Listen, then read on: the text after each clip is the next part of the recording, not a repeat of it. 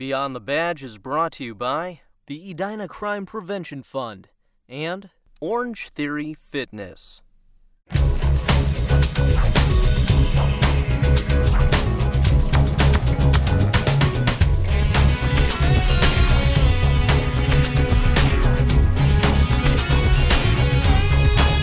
Welcome to Beyond the Badge, a program about the inner workings of the Edina Police and Fire Departments. Thanks for joining us. I'm Sergeant Brian Hubbard. There's a new way to contact emergency responders that requires only a cell phone and your fingertips. Edina paramedic firefighter Pete Knabley stopped by Edina's dispatch center to learn more about the new text to 911 system. He joins us now. Pete? Thanks, Brian. We're here with Dispatch Supervisor Tony Martin in the Edina 911 Dispatch Center. We're here to talk about text to 911 today. Hello, thank you for having me. Tony, if you would, tell us a little bit about this new system. Absolutely. Text to 911, obviously text has been around for a long time, since cell phones. However, you have not been able to text 911. It's new to that because there are limitations and the infrastructure had to be built by the state, and they have since done that, and text to 911 just went live December 5th. Is this available only in Edina, or is this something that's available to a larger area? Text 911 is available in the entire state of Minnesota.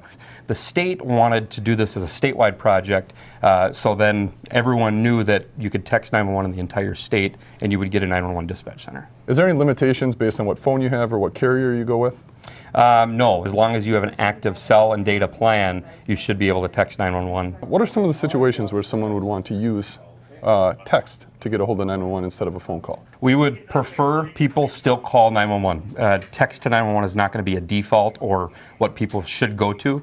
Text to 911 is for people that are not able to physically text or call. They might be in a domestic abuse type situation, deaf and hard of hearing. Some of those situations where it might endanger you to call, say if there's an intruder in your home and you don't want them to know you're calling 911, they can certainly text 911. Let's say someone wanted to text 911 because they needed help. What kind of information would you guys need at a minimum in that text message? If somebody needs to text 911, they're going to text literally to 911 as the destination. They're going to also want to include their location, their address, or a intersection of wherever they're at, and also what they need, their service. Why are they texting 911? What is the issue? You're going to want to clearly state that right in the beginning because there could be a delay with texting, just as it would if you were texting a friend.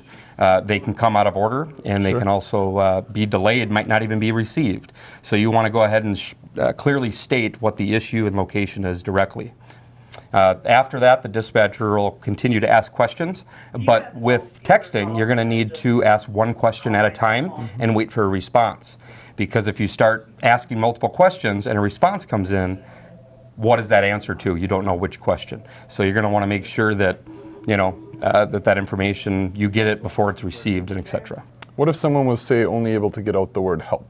Would you guys be able to determine a location, or how would that be handled? So the way the information that we get on a normal cell phone 911 call is kind of what we call cell tower information, or phase 2. You actually have an active cell phone call which will be able to triangulate your location. With texting, that's not the case. Texting at this time, it's actually just pulling from kind of the center of the cell sector that you're in because it's only using data.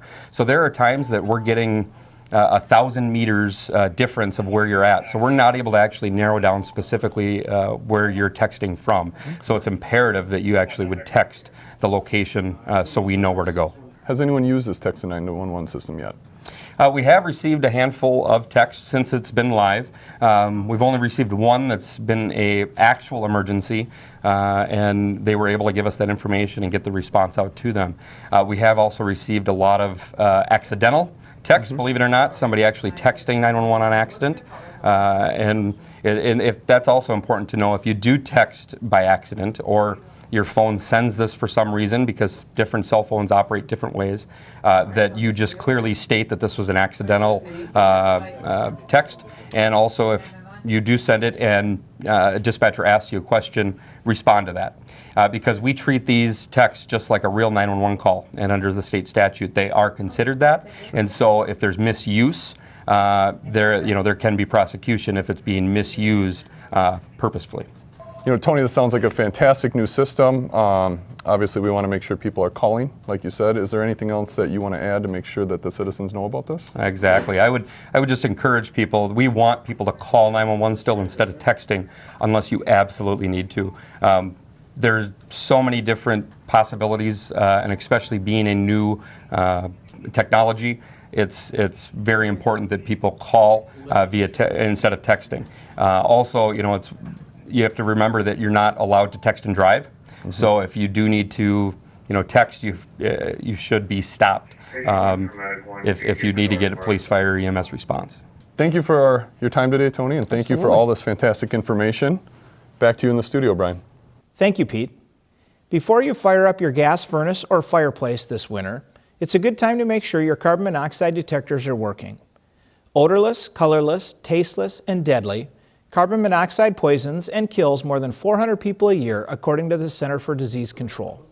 The invisible gas is created each time fuel is burned in gas using appliances such as stoves, fireplaces, gas ranges, and furnaces. Dr. Christopher Logue at the Hennepin County Medical Center says people should always be aware when using gas burning equipment in an enclosed space because CO poisoning symptoms can creep up quickly. Home-based carbon monoxide detectors, everybody should have them, but the way, according to code for residential houses in the United States, they're based on a time-weighted average. So once your carbon monoxide detector's gone off, you've already probably been exposed for a period of time. Carbon monoxide poisoning can lead to dizziness, weakness, an upset stomach, vomiting, chest pain, confusion, and death. A few ways to protect you and your family are to check your carbon monoxide detectors annually and replace them every 5 years. Dr. Logue also suggests purchasing a portable carbon monoxide detector so you can be safe during travel. If you want to learn more about CO poisoning and ways to protect your home, call Edina's Fire Marshal Rick Hammerschmidt or head to the CDC's website. On behalf of the City of Edina's Public Safety Team, thanks for tuning in to learn a little bit more of what goes on beyond the badge. Until next time, stay safe.